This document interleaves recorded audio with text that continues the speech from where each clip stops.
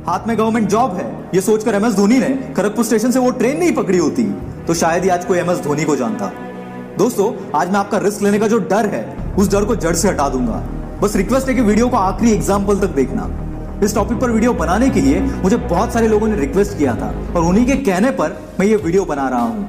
इसमें मैंने मैक्सिमम बातें कवर की है और कई एग्जाम्पल्स भी दिए हैं। यकीन से कहता हूं कि आपको ये वीडियो पसंद आएगा और फिर भी पसंद नहीं आया तो बिंदास होकर डिसलाइक मार देना, पर पसंद आया तो अपना प्यार जरूर दिखाना।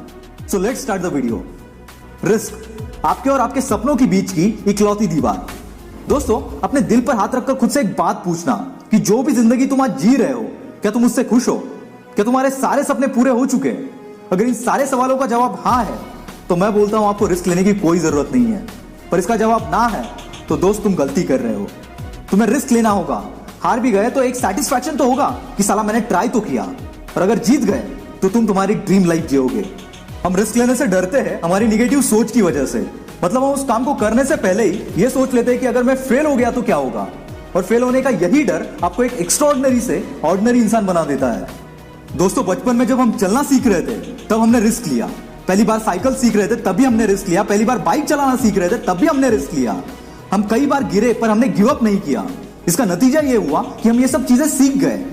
दोस्तों, कोई भी बच्चा पहली बार में चलना नहीं सीखता, कोई भी पहली बार में साइकिल चलाना नहीं सीखता, तो जिंदगी से हम क्यों एक्सपेक्ट करते हैं कि पहली ट्राई में हम सक्सेसफुल हो जाए? ये तो गलत है ना। सक्सेस के रास्ते में कई बार आप गिरोगे, हारोगे, पर वापस उसी जोश के साथ खड़े होना जिस जोश के साथ हमने बचपन में चलना सीखा था। यकीन मानना, यहां पर भी आप एक ना एक दिन सक्सेसफुल हो ही जाओगे।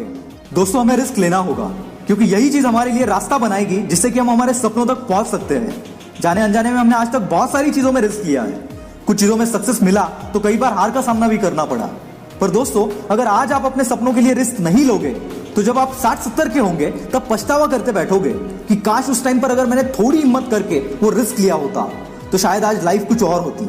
भले ही आप उसमें फेल हो गए होते पर आपके अंदर वो सेटिस्फैक्शन तो रहेगा कि एटलीस्ट मैंने वो ट्राई तो किया। दोस्तों, शायद ये बातें अभी आपके लिए इतनी मायने नहीं रखेगी, पर किसी बुजुर्ग से ये बात जरूर पूछना, आपको आपका आंसर मिल जाएगा। और दोस्तों, रिस्क लेने का मतलब ये नहीं कि आप पहली अटेम्प्ट में सक्सेस को अपना गुलाम बना दोगे। ऐसे बहुत कम केसेस में होता है, क्योंकि पहली बार अगर हम कोई काम करते हैं तो हमें उसका एक्सपीरियंस नहीं होता, बहुत सारी चीजें पता नहीं होती, और इसीलिए शुरुआत में कई बार फेलियर को भी एक्सेप्ट करना पड़ता है। पर दोस्त, एक बार रिस्क लेने के बाद तुम्हारा काम है हिम्मत नहीं हारना, क्योंकि दुनिया का कोई भी बंदा ऐसा नहीं है जो कि सक्सेसफुल है पर कभी हारा नहीं है। क्योंकि दोस्तों, हमें इन सक्सेसफुल लोगों की लाइफ का सिर्फ पॉजिटिव पार्ट पता होता है, उसके पीछे वो खुद कितनी बार फेल हुआ है, कितनी बार टूटा है, इस बात का हमें कोई अंदाजा नहीं होता। तो तुम्हारे लाइफ में भी रिस्क लेने के बाद अगर कोई फेलियर आ रहे हैं तो अपने आप को कोई अलग समझने की जरूरत नहीं है, क्योंकि सक्सेस को पाने की अगर जिद तेरे अंदर है तो वो फेलियर्स भी तुम्हारा कुछ नहीं उखाड़ पाएंगे, और एक दिन तुम भी इन लोगों के बीच अपना नाम लिखवाओगे। बहुत लोग ये कहकर अपने सपनों के लिए रिस्क नहीं लेते कि समय से पहले और किस्मत से ज्यादा किसको मिला है, पर ये लोग भूल जाते हैं कि अगर वो चाहे तो अपनी किस्मत खुद लिख सकते हैं। हमारे आसपास के बहुत सारे लोग रिस्क लेने से पहले ही हमें डराने लगते हैं। हो सकता है उनका वैसा एक्सपीरियंस हो, पर ये जरूरी नहीं कि तुम्हारे साथ भी ऐसा ही होगा।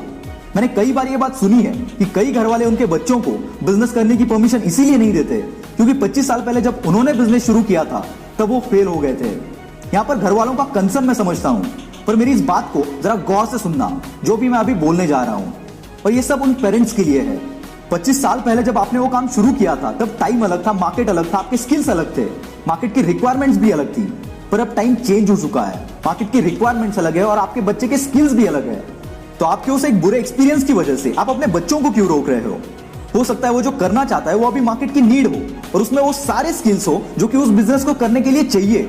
अगर इन दोनों बातों का जवाब हाँ है और फिर भी आप उसे रोक रहे हो तो आप गलती कर रहे हो, क्योंकि वो फेल होगा या सक्सेस होगा ये तो तभी पता चलेगा जब वो बंदा ट्राई करेगा। अगर फेल होने के डर से स्टीव जॉब्स, बिल गेट्स के घर वालों ने उन्हें बिजनेस करने से मना किया होता तो क्या आज एप्पल और माइक्रोसॉफ्ट जैसी बड़ी कंपनीज होती? I don't think so. क्योंकि जहां तक मेरी समझ है, मैं सोचता हूं कि बिजनेस के लिए सिर्फ नॉलेज, पैसा और स्किल्स की जरूरत नहीं होती, इसके लिए और भी एक चीज की जरूरत पड़ती है और वो है फैमिली सपोर्ट। तो सारी फैमिली से एक रिक्वेस्ट है कि आप भी थोड़ी रिस्क ले और अपने बच्चों को उनके सपने पूरे करने के लिए उनको सपोर्ट करें, उनके साथ